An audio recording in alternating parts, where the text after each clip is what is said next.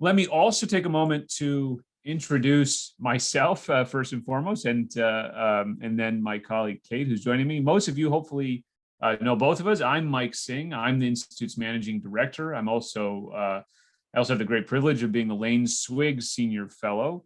So thank you to Bruce or Sissy if they're on the call. As most of you know, I've worked on Iran for what seems like an infinite amount of time at this stage, but in fact, it's been something like 15 years. My much more distinguished, much younger colleague, Kate Bauer, is the Blumenstein-Katz Family Fellow at the Institute. She was a Treasury official before joining the Institute, based not just in Washington, but also in Jerusalem, also in the Gulf. Is one of our real experts on sanctions, among many other things. So Kate will be speaking right after me, and it's great to be on the call with her. So let me then just dive into the topic at hand, which is Iran. As most of you know, what's happening right now as we, not quite as we speak, I think they've actually broken up for the weekend, but just about as we speak, U.S. representatives have been meeting in Vienna, Austria, with Iranian officials. And what they're talking about is the mutual return of the U.S. and Iran to compliance with the 2015 nuclear agreement, otherwise known as the JCPOA. You'll recall that the U.S. left the agreement in 2018. I don't say formally left because there actually was no formal mechanism for leaving. We just sort of said, we're out, and we were out. And then we not only reimposed the sanctions that we had waived under the JCPOA, but we started imposing new sanctions pursuant to what the Trump administration at the time referred to as a maximum pressure policy. The idea being we would ratchet up the pressure economically on Iran so much that Iran would be compelled to come back to the negotiating table and negotiate a better agreement. That in turn prompted Iran, after a delay, to start reducing, as it said, its own compliance with the JCPOA. In other words, ratcheting up its nuclear activities. And so we had sort of this tit-for-tat escalation between the United States and Iran, which led to really neither country being in compliance with the nuclear agreement, even though Iran technically never left the agreement, which really boils down to it never said it left the agreement, even though for all intents and purposes, it was no longer complying. These talks right now, which are taking place, really shouldn't come as a surprise to anybody. President Biden, when he was campaigning as candidate Biden, had said that if he were elected, he would return to the JCPOA, a deal which is popular in most of the world, outside at least the Middle East, where I think people are a little bit more skeptical of it, and is also popular, especially amongst Democrats in the United States. It's become a very polarized issue politically in the United States, as most of you are aware, and so you have most Republicans being quite against it and favoring instead a continuation of that maximum pressure policy. But these talks were seen as urgent for a couple of reasons by the Biden administration and by other observers. Number one, Iran is scheduled to hold presidential elections in June. And the new team that comes into government in Iran, a new president, a new foreign minister, a lot of diplomats in Washington, in Europe, and elsewhere are afraid that that new team will be less inclined to negotiate with the United States and maybe less inclined to come back into the deal than the current president, President Rouhani, and his foreign minister, Javad Zarif, who negotiated the deal and for whom it's sort of their personal political achievement. But there's also a sense of urgency, also, I should say, contributing to this sense of urgency is the fact that Iran, among other things, has said it would stop complying with IAEA, that's International Atomic Energy Agency inspections, and instead has sort of reached this deal for limited inspections with the IAEA that expires in mid-May. And so plenty of observers are worried that after that point, we will lose our visibility into Iran's nuclear activities. Even adding further to this urgency are recent events which have taken place between Iran and Israel, which most of you will be at least sort of marginally aware of. There was a big explosion at the Natanz enrichment site in Iran, apparently targeting the power source for that enrichment site. Now, it's hard to say for sure exactly what impact that had. You'll always hear experts in the media say it set back Iran's nuclear program 6 to 9 months. It's always 6 to 9 months. It's kind of like that Seinfeld episode where they go in the restaurant, they're always waiting 5 to 10 minutes for their table. It's always 6 to 9 months whenever anything happens inside Iran. And then in return, Iran announced that it would start enriching uranium to 60%, and has in fact taken steps now to do that. That's well beyond where Iran has enriched uranium in the past. Before, Iran had stopped at 19.75%, just short of this sort of technical bar for highly enriched uranium. And remember, back several years ago now, Bibi Netanyahu had held up that picture of a bomb with the sort of red line at 20%, saying if Iran goes beyond this, then they've crossed our red line. Well, Iran has blown by that red line now in response to these actions at Natanz. And then also just yesterday, we saw missiles landing in Israel near Dimona. Exactly what happened there, I think, is still unclear.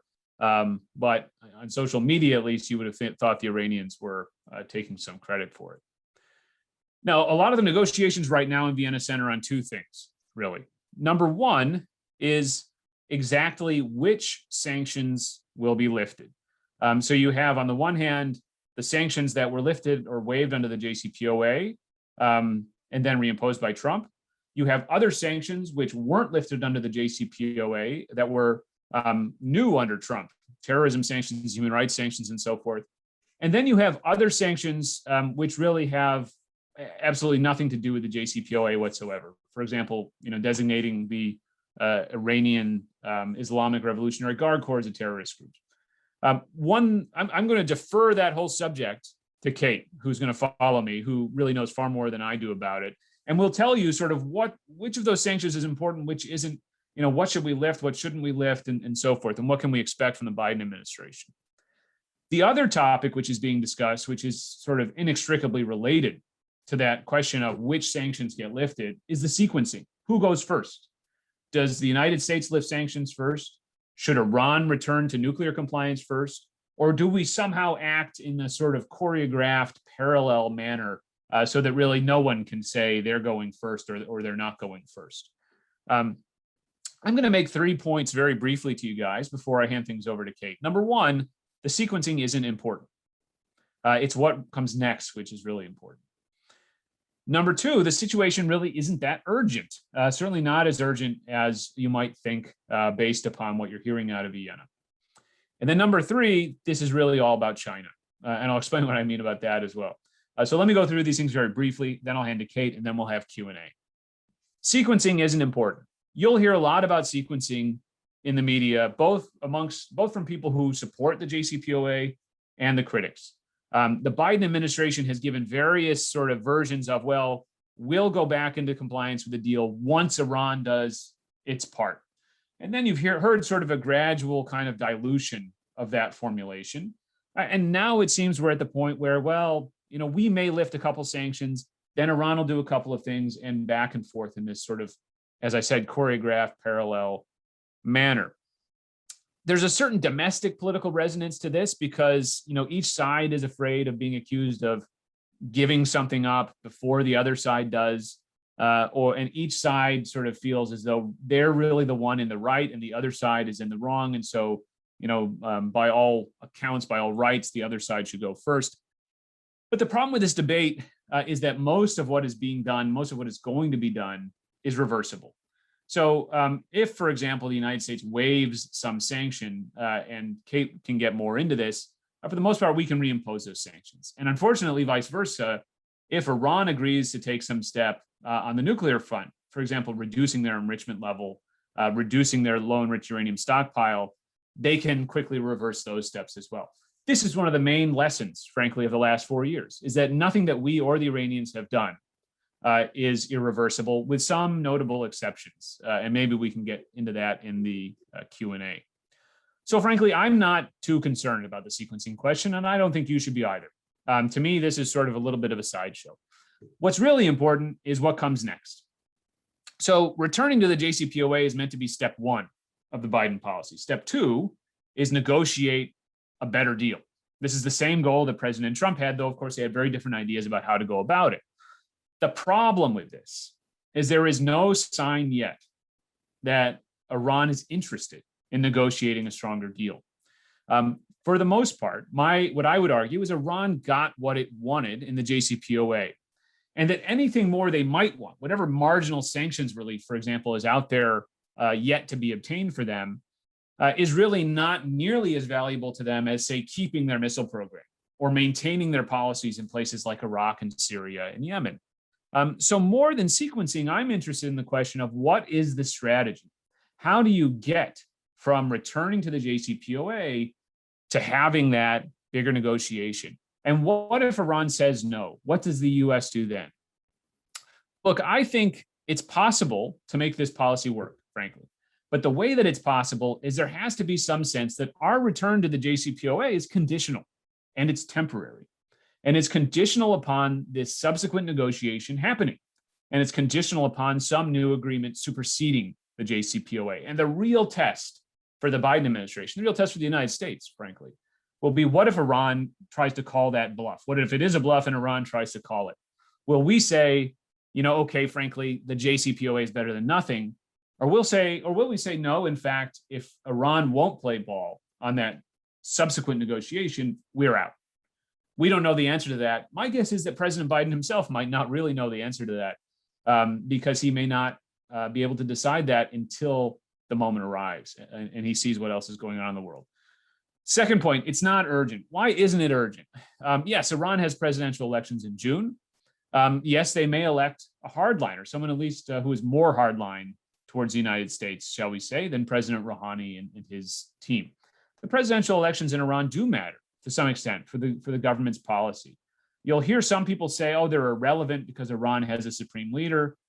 To some extent, that's true. And actually, I think nuclear policy is one area where it's more true than in other areas. The supreme leader is undoubtedly in the driver's seat on nuclear policy. But there are other areas in which who governs Iran does make a difference. And in a sense, the supreme leader himself is also kind of putting his finger to the political winds in Iran as he makes his own decisions. So they're not irrelevant. I think the more important reason why the presidential elections are not going to be determinative of the Iranian position is that, in fact, coming back to the JCPOA, if that's what we want, and that does right now seem to be what the Biden administration wants, is something that serves Iran's own interests. It's hard for me to imagine that a hardline administration would come into Iran and say, no, we don't want back into the JCPOA, because Iran has, frankly, suffered great cost over the last couple of years to try to keep one foot in the deal because it likes the deal, because it wants to be in the deal. And so I think if the U.S. offer is, we will come back to the deal if you do, that eventually that will work out, regardless, again, of sequencing, regardless of Iran's politics. In fact, what I worry about more than anything else is not the urgency of the situation, but it's that sense of urgency itself creating risk that the United States will make rash decisions, worried that there is some date on the calendar circled, whether that's the presidential elections, whether that's the expiration of the Iran-IAEA deal, that will somehow end their window of opportunity to return. I don't think there is a window of opportunity. I think the window is, maybe not infinitely wide, but wide enough, let's say. Finally, my last point, this is all about China. Why is it all about China? If we zoom out, the big picture challenge that we face in the Middle East is that we don't want to focus on the Middle East. We want to focus on China, first and foremost, and then to a lesser extent on Russia. And that means trying to extricate ourselves somewhat from the Middle East in terms of shifting resources, military as well as other resources, away from this region and towards other regions. There's two big obstacles to doing that. Number one is jihadist terrorist groups. If there's, God forbid, another 9/11 or major terrorist attack, that would, of course, bring us right back to this region. Number two is Iran. I'm not going to address the first one now. I think the first one, we have ways to address it. But what about Iran? In many ways, it's harder because it's not the sort of threat that you can address perhaps with sort of drones and partner forces in the same way you might be able to deal with an Al-Qaeda or an ISIS. Iran's activities in Iraq, Syria, Yemen, elsewhere threaten American interests, threaten U.S. allies and partners. And if Iran were to develop a nuclear weapon, well, that's in a sense the ultimate threat to the United States. As we've seen from North Korea, that would force us to refocus on this problem, although frankly, at that point, it would be too late. So the challenge is to address these threats without getting dragged back into the region. What does that mean? Number one, it means that in a way, the name of the game on the nuclear diplomacy front is to buy time, which means that you need an agreement that in fact does buy you time. The criticism, I think, of the JCPOA overall, amongst those who were critical, boiled down to this doesn't really buy us time. It allows Iran to move forward on its nuclear program in important ways that would enable it to make progress towards a nuclear weapon rather than stopping that progress.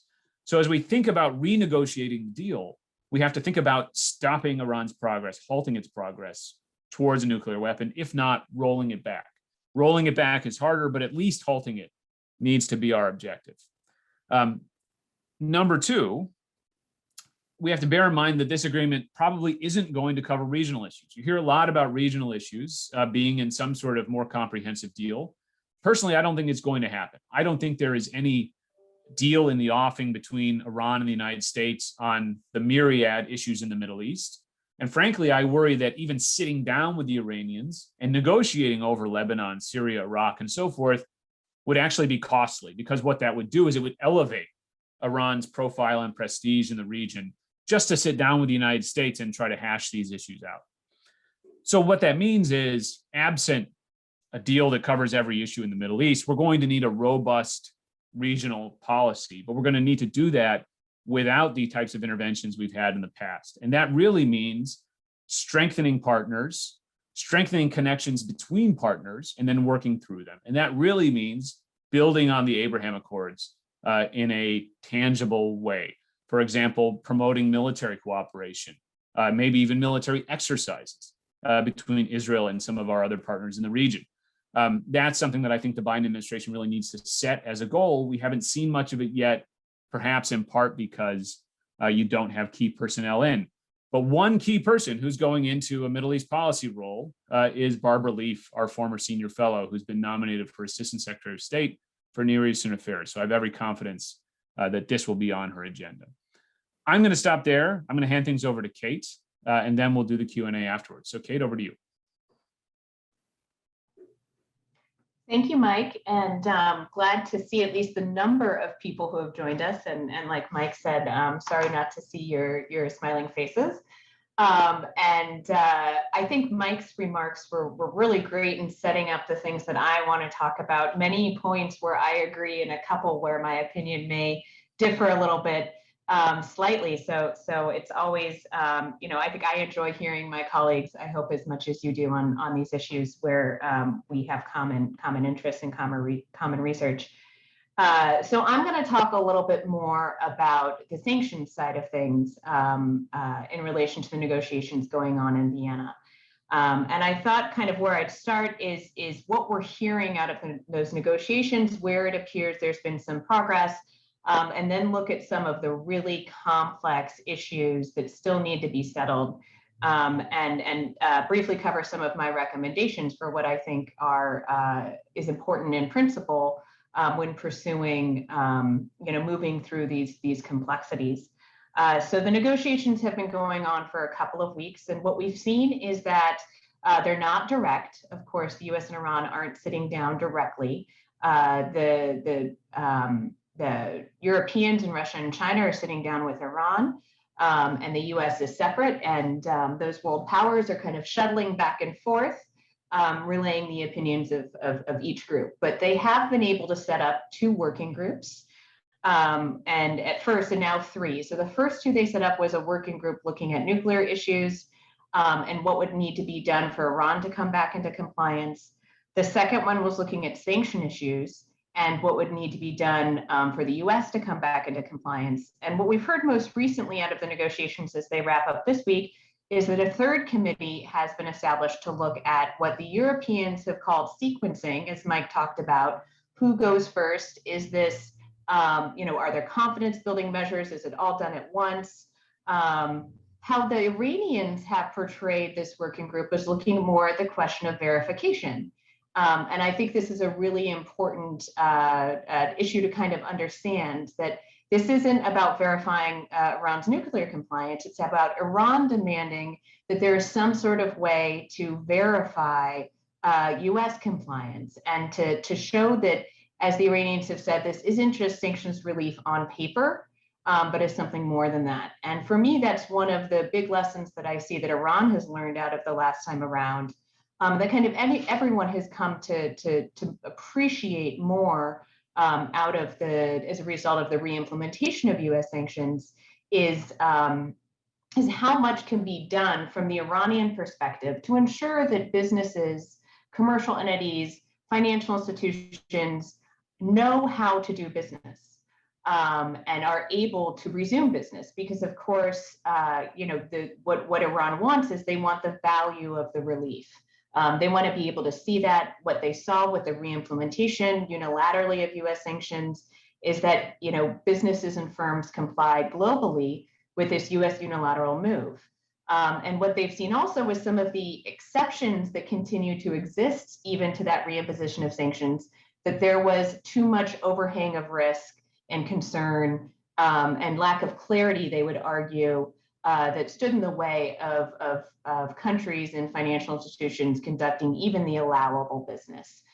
So they know that this is a lot harder to come out of the sanctions relief than they did before, when there was really this expectation that there was going to be this tsunami of investment and that you could flip a switch and Iran would be reintegrated into the global financial system. So kind of I'll put a pin in that and come back to that point kind of at the end. But so you have this group looking at sanctions and this group looking at the nuclear side of things. I think it's been surprising that we haven't heard very much about what's going on the nuclear side.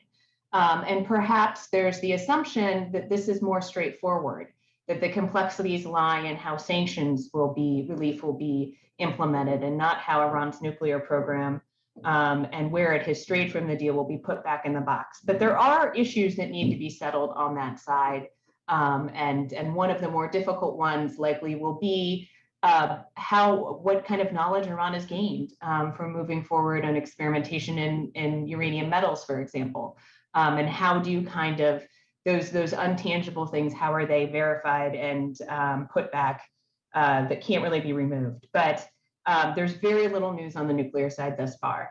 On the sanctions side, I would say that where we've come in the last couple of weeks is we see the Iranian position having softened somewhat. So Iran had come into the negotiations with a very maximalist, with a number of very maximalist statements. There were Iranian officials saying they wanted all of the sanctions relieved, going back to those that had been imposed since the JCPOA, which would have covered some of the Obama administration, and very little distinction between those that were nuclear and non-nuclear.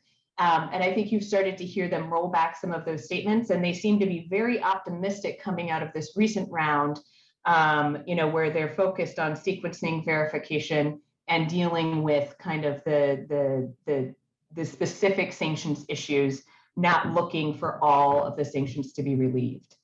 On the U.S. side, the position of the Biden administration has been, and you hear this clearly articulated by Rob Malley and others in the administration, is that they're looking at, and Mike started to get into this a little bit, they're looking at a couple of different baskets of sanctions relief. So they've said that they're looking at relieving all sanctions that are inconsistent with the JCPOA, and that's pretty straightforward. Those are the sanctions that were reimposed by the Trump administration when they withdrew from the agreement. And I think I've spoken with some of you in the audience a number of times about the JCPOA sanctions relief. It was very wide reaching, but it can be really boiled down to secondary sanctions, those sanctions that apply to non-US firms, and the idea that they risk losing access to the US financial system if they do business with certain Iranian entities. So relieving the secondary sanctions and oil sanctions. And those are the two primary buckets.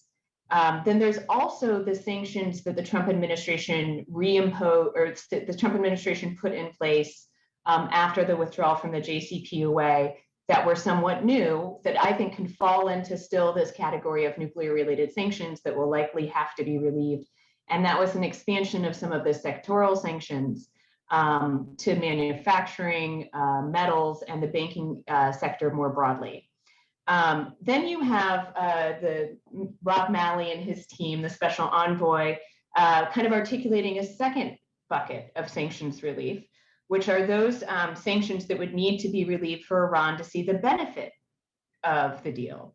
And the reason why there's this delta between those that are inconsistent with the JCPOA and those that are inconsistent with Iran's expectation of relief under the JCPOA is because the Trump administration relabeled some of the sanctions when they were reimposed to designate some key Iranian economic actors under counterterrorism authorities. So you may have seen there was an article in the Wall Street Journal a couple of days ago that indicated, that said there were indications that US negotiators were looking at relieving these terrorism sanctions on the Central Bank of Iran, on the National Iranian Oil Company, on the National Iranian Tanker Corporation. Those are really the big three. And I think there was a lot of surprise at that headline, but for them not to be looking at those, I think is what would be surprising.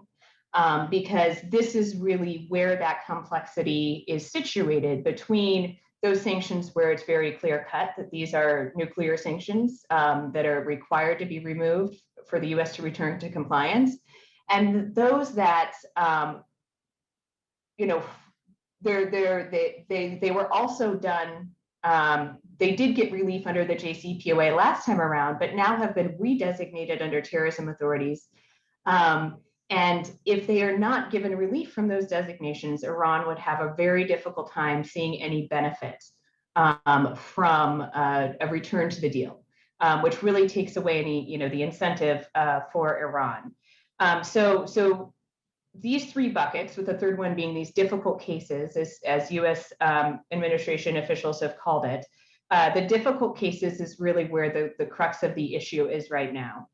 And of course, they're reviewing this, but a kind of added complexity to that is they've said they're reviewing these group of difficult cases to see which were legitimate designations and which weren't legitimate. Because there's this argument that many have put forward that the Trump administration did these in order to make it harder for there to be a return to the JCPOA, what some have called a sanctions wall. The fact is that even if there was a political motivation to put these sanctions in place, that the underlying information and accusations against these entities are very clear. And I'll go into that in a minute. First, I'd like to say that, the idea that these Iranian entities like the Central Bank of Iran and like the National Oil Company are involved in support for terrorism and for Iran's terrorist proxies is not a new idea. If you go back, in fact, to some of the very early sanctions that were done under this kind of constriction campaign, the last 15, 20 years of US sanctions on Iran that were done under the Bush administration even, it points to the role of the central bank in being the origination point of a lot of the funds that were going through Iranian banks that were designated under terrorism authorities for the ultimate benefit of Iran's proxies in Lebanon, Hezbollah and Hamas in Gaza. But the thing is that from a policy perspective, designating the Central Bank of Iran under terrorism authorities gave policy, didn't have a significant benefit to policymakers for a number of reasons. One is that as of 2012 or so, the central bank actually was designated under other authorities. So putting an additional terrorism designation on it didn't actually produce any additional economic leverage. I'd say the second reason is that it only created constraints on policymakers, since the terrorism designations are much harder to roll back, as we're seeing now. And because we haven't had active negotiations on regional activities and things like that, that it would create this barrier to rolling them back in nuclear negotiations. And the third reason is that these are designations that we were unlikely to see partners pick up as well. So during kind of the push in the late aughts and early 2010s to try to get international multilateral support for US sanctions, terrorism sanctions were less likely to garner multilateral support than focus on proliferation and focus on human rights and other areas like that. In fact, terrorism designations sometimes deterred getting other multilateral parties on board. But what do we see today that these entities are doing that make it so hard? I mean, the concern really is that that the Central Bank of Iran, the National Iranian Oil Company, and even the National Iranian Taker Corporation, there's not only evidence that they were in 2018 and 2019 involved in activity that resulted in hundreds of millions of dollars benefit to the Iranian, the IRGC Quds Force and Hezbollah and Hamas, but actually ongoing activity. And that is that they have been key players in this network that the Treasury Department has called an oil for terror network, where Iran is shipping oil to the Assad regime. And after the Assad regime, sells this oil in country, some of the revenue or benefits from that is being forwarded on to Hezbollah and Hamas. And so I think we saw this really emerge as an important way in which Iran was not only propping up the Assad regime, but also providing support to terrorist proxies as it got harder and harder for them to send money through alternative channels or even to generate the hard currency that their proxies needed. Because Hezbollah doesn't take Iranian rial. They operate with US dollars, maybe less so today than pre the financial crisis in Lebanon, but they need the hard currency. That's what's useful to them. And so this kind of started in 2018 after the Treasury identified and exposed a network involving senior central bank officials where they were mobilizing debts to Iranian funds in Iraq that were tied up. That Iraqi bank was funneling those at the direction of the Central Bank of Iran for the benefit of Hezbollah.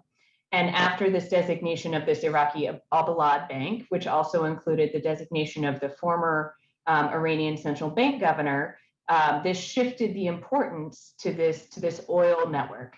And at the center of this oil network is actually an Iranian official named Rostam Ghassemi, who's a former minister of petroleum and a senior IRGC Quds Force official. And he took over this network really after Qasem Soleimani was assassinated in Iraq under the Trump administration, and has really developed it, continuing to work with central bank officials, and including some ties from Russia that want to see the Assad regime, get these very important oil shipments. And be able to pump money into this network that ultimately goes to the benefit of Hezbollah and Hamas. And so part of the concern of relieving these sanctions on the central bank is that they do have a legitimate foundation for them. And this activity is most likely ongoing. And actually these players, the central bank, the National Iranian Oil Company, and NITSI are not just involved in these shipments to Syria, but also in the shipments of Iranian oil that have been sent to the Maduro regime. So it's not just the terrorism sanctions, but they're in violation of other sanctions programs. So where do we go from here? This is the really difficult situation that the team of U.S. negotiators are facing when they say they have this bucket of difficult cases. I think that there has been one of the predominant views is that this was a politically motivated designation done under the Trump administration, and while it would have a great political cost to the Biden administration to relieve these sanctions, that they may just have to take that hit and move on. But what my recommendations would be is that the U.S., I think, needs to find a formulation that capitalizes on this Iranian concern about seeing the real benefits of sanctions relief because of this overhang of risk that the financial system sees, because they're going to be wary to re-engage, and to set up to formulate the sanctions relief in a way that is either time limited or behavior specific, at the very least to say, this kind of activity using the National Iranian Oil Company and the National Iranian Tanker Corporation and central bank funds and personnel to do this, that this behavior falls in that important category, in fact, of sanctions that don't need to be relieved under the JCPOA. But that as part of moving these negotiations forward, there will be either some sort of licensing or temporary suspension of these sanctions. Like Mike said, this is one of the important things, that all of this is actually reversible, and that the U.S. retains the right to reimpose these, either at a certain point in time if there aren't follow-on negotiations, or if the behavior continues or escalates under some sort of criteria they will need to determine. And I think that's where the administration can really see how the leverage gained by maximum pressure sanctions can be carried over to create the dynamics for follow-on negotiations, because that's what's important, is to ensure that at this point in the negotiations, that they're thinking about how to do that and setting up ways to make it happen. There's a lot of concern that Iran wouldn't accept those sort of conditions.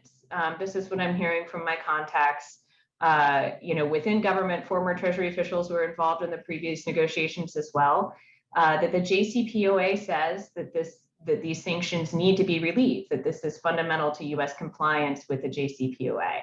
But I think that the U.S. can't seem too eager to make that happen.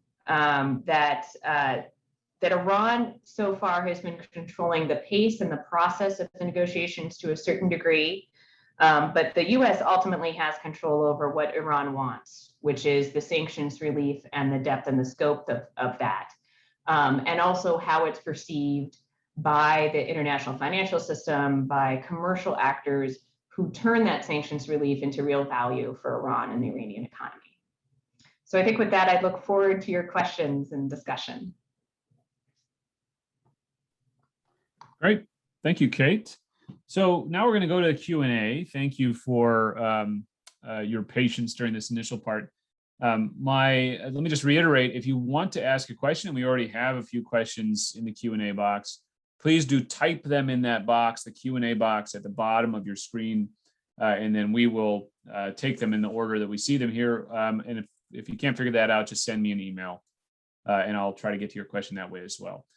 So the first question we have comes from Diane Trotterman, and in large part, Kate sort of addressed this in the final part of her comments, but let's put it out there anyway. And she writes, you can't take Israel out of the equation, and Hezbollah, which has been greatly weakened money-wise, will that be factored into sanctions? And so let me ask Kate first what you would say about this. Obviously, you talked a lot about Hezbollah, but any other comments about Diane's question? I think that one thing that I forgot to mention that I meant to was that, in fact, this oil for terror pipeline that I mentioned is really what's also at stake when you look at the recent escalations or the kind of shadow war that's going on between Iran and Israel in terms of targeting of Iranian ships. That Israel is trying to prevent this oil to getting to Syria because of the understanding that this goes to benefit, Iranian proxies in Syria, Hezbollah, and in Lebanon. And so I think it's important to understand that connection as well.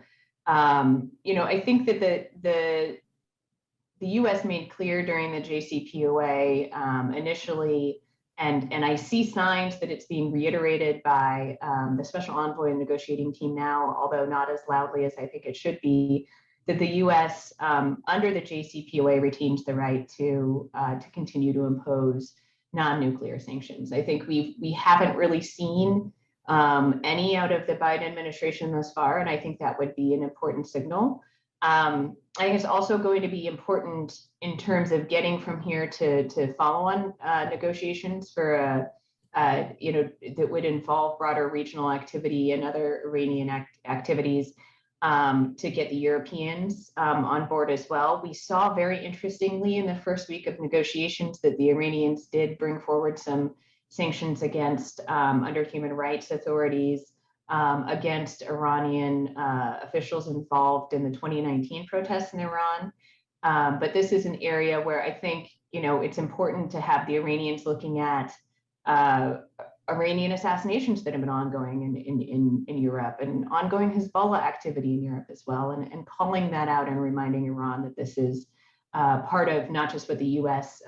Sees as something that needs to be discussed and find ways to mitigate, but that the Europeans and others feel that way as well.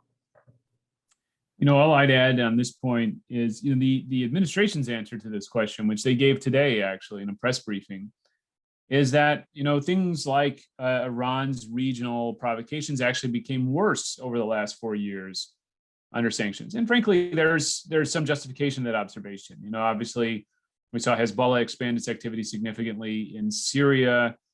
We have seen Iranian drone and missile attacks in Saudi Arabia. We saw the Houthis step up their attacks from Yemen. So certainly maximum pressure did not staunch these types of activities, though frankly, I think it may have put a limit on, say, the Assad regime's and Hezbollah's finances in a bigger sense. Their ability to engage in, say, social activities or other political activities, putting aside the military question. I think we need to recognize that the presence or absence of sanctions is not going to be the solution in Lebanon to our Hezbollah problem. It's not going to be the solution in Iraq to the Shia militias problem. It's one tool, and we have to find ways, as Kate said, to keep some of these targeted sanctions on Hezbollah. But really what gives Hezbollah sustenance is the weakness of the Lebanese state, the weakness of other political actors in Lebanon. That goes for Iraq and for Yemen as well. And so these are bigger problems which aren't going to be frankly solved or unmade through these nuclear negotiations with the Iranians.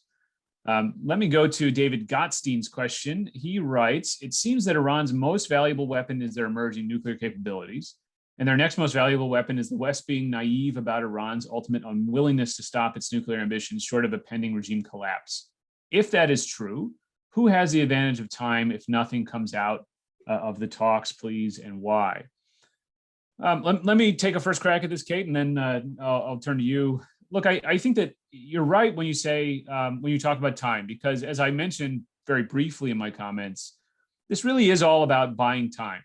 I think the view probably amongst folks on both the right and the left who work on this problem is that ultimately Iran's nuclear ambitions arise from domestic factors, the nature of the regime and sort of, how it sees its own security picture, how it engages in its own national security strategy across the region. And that really those nuclear ambitions will never completely go away with this regime in power. And there's other evidence to sort of back that up. Usually when countries give up nuclear weapons or give up nuclear weapons programs, it's because of a significant political shift, as opposed to because of, say, inducements. But I think a lot of people would also say, ultimately, that change in regime or that political change is mostly out of our hands. Yes, there are things we can do, perhaps to help, for example, Iranian dissidents, and hopefully we are going to continue to do those things. Some would say that sanctions could hasten the regime's collapse. Others would disagree with that. But ultimately, it's going to be on a sort of Iranian timeline and something that's done by Iranians themselves. And so the goal is prevent them from getting a nuclear weapon before that happens, right? Hope that you can delay things enough so the political change comes first. We have a lot of ways that we can delay things. Diplomacy is one of them. If you negotiate a strong deal, hopefully you can delay Iran's nuclear program. Delaying it means two things. One is knowing what your red line is. In other words, what is the point of no return? And we've talked a lot about that in recent years. And then second is knowing where they are. And so it's a combination of sort of setting red lines and then monitoring red lines, both through things like nuclear inspections as well as through intelligence. But diplomacy is not our only tool. Sanctions aren't the only other tool. Obviously, there's other means we have to try to set back Iran's nuclear program. Some of them we've seen sort of vividly illustrated in recent days, but there's more mundane ones like export controls and so forth. And I think the key for any administration is that they have to have all of those pieces in place, and each piece has to be sound in a sense. You have to have, sound sanctions, a sound agreement, but also the other parts of the policy have to be sound. If we do that, I think time can very well be on our side. Look, we have kicked this particular can down the road for decades. And I think we can continue to kick it down the road if our policy is sound. But if Iran were to suddenly make a judgment tomorrow that it wanted to rush for weapons, then time would run out and we'd have a tough decision to make. So there's no real one answer to that question, David. But I hope that I've at least sort of shed a bit of light on it. Kate, anything to add on that? I think, I just reiterate what Mike said about using multiple tools. And I think that, it's been interesting that there's been so much focus on sanctions in the press and in the public realm compared to the focus on the nuclear side of things. We've heard almost nothing lately about Iranian attempts to procure things they would need for their nuclear program. There's been no public sanctions about them. There have been no interdictions of shipments. We've heard very little about the procurement channel that was set up under the JCPOA so that Iran could get things it needed for its allowable peaceful nuclear activity. And this side of kind of the whole discussion of the JCPOA that was much more prominent 2013 seems to be absent now. And I think that it's equally important in the period, until there's an agreement, if there is one, as it will be, when an agreement's in place. And I think that it would be good to have more attention on that side of things. Because that's, as Mike said, there are a lot of ways to delay, and it's a very important one. Sanctions can be disruptive because they make things public, but really what keeps the supply side of things is the export controls and things like that. Great. So there's more questions piling up here in the queue. So Kate and I are going to try to be brisk in answering these questions so that we can get to all of them. So Tony Rubin says, given potential changes in administrations and control of Congress every 2 to 8 years, what incentive does Iran have to re-engage with the United States? Well, obviously this is a big question right now in Vienna. And I think we can expect Iran being, clever negotiators to try to use this actually to their benefit, to say, look, the United States has proven that it can't be trusted to stick to the deal. So therefore, we need additional guarantees. And what Iran is asking for right now is, number one, obviously, for the whole sanctions slate to be wiped clean. That's the sort of maximalist position they started with that, as Kate said, they've already retreated from a bit. But second, they've asked for some kind of guarantee that the U.S. won't leave the deal again. Now, the Iranians aren't stupid. They know that there are no guarantees in politics, but that doesn't mean they won't try to get something in exchange for what they feel is sort of U.S. unreliability. And again, more importantly, maybe what they feel others probably agree is U.S. unreliability on this question. So this comes down to what do you get today more than sort of what happens in the future, because there's no guarantees about the future and everyone in a negotiation understands that. Look, I think that what this boils down to for me is that when you have an international negotiation, two things are very important besides what happens sort of at the negotiating table in sort of gilded rooms in Vienna. Number one is you also have to conduct a domestic negotiation. If you don't have your own side on your side, sort of a sufficient domestic coalition, you might call that, then the negotiation won't work. And I think this is something that was frankly neglected in 2015. And I think the Biden administration is aware of that and will hopefully try to approach policy differently this time. I think the Biden administration wants whatever they do to succeed, and they know that ultimately domestic consensus or at least sufficient domestic support is part of that. But second is reality is important. And ultimately, international agreements will last only as long as they're supported by reality, right? And we've seen this in recent years with the collapse of the INF Treaty, the Intermediate Nuclear Forces Treaty between the US and Russia, collapse of the Open Skies Treaty. A lot of these things won't come back even under the Biden administration because really they had sort of outlasted their usefulness and reality had moved on.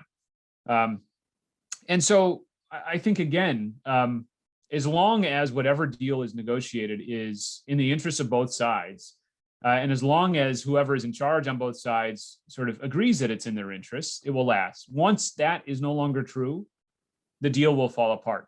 and that's just how these things are. The idea that these deals are somehow legally binding, that they're sacrosanct, none of that exists in foreign policy. It's all about interests. It's all about politics. And I think both sides understand that. All sides understand that. Let me move on to the next question, Kate, if it's all right, unless you have something pressing on that, because I think the next question would be a good one for you to chime in on. And that's, Shelley says, please discuss the role of Congress. And obviously Congress is considering many things to try to prevent the Biden administration from lifting sanctions. So I think that the quick answer, and someone asked this question as well, is, does Congress need to approve all or any sanctions relief?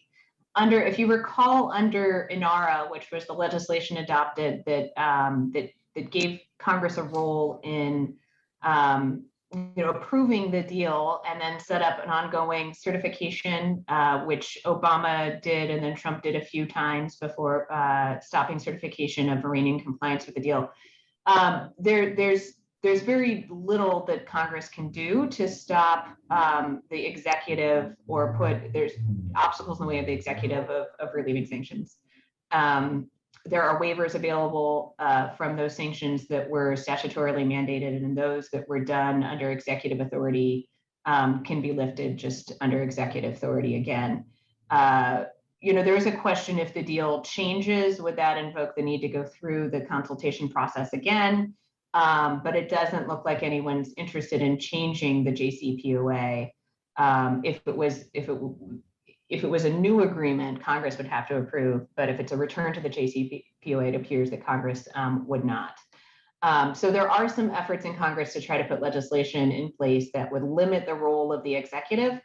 I wonder what Mike's perspective is on this. I don't see those gaining leverage or momentum in Congress at this point. I think that additional congressional kind of control over sanctions relief, like it's been done in the Russia context. There's legislation that the executive would need to have there be a vote on relief in the Russia context. I think these are a bad idea. If the executive has the authority to put sanctions in place, they should have the authority to remove them. Otherwise, it sets up a scenario where it's very difficult to get congressional approval to remove sanctions, and they become an end in themselves, and they become a much less valuable policy tool for policymakers.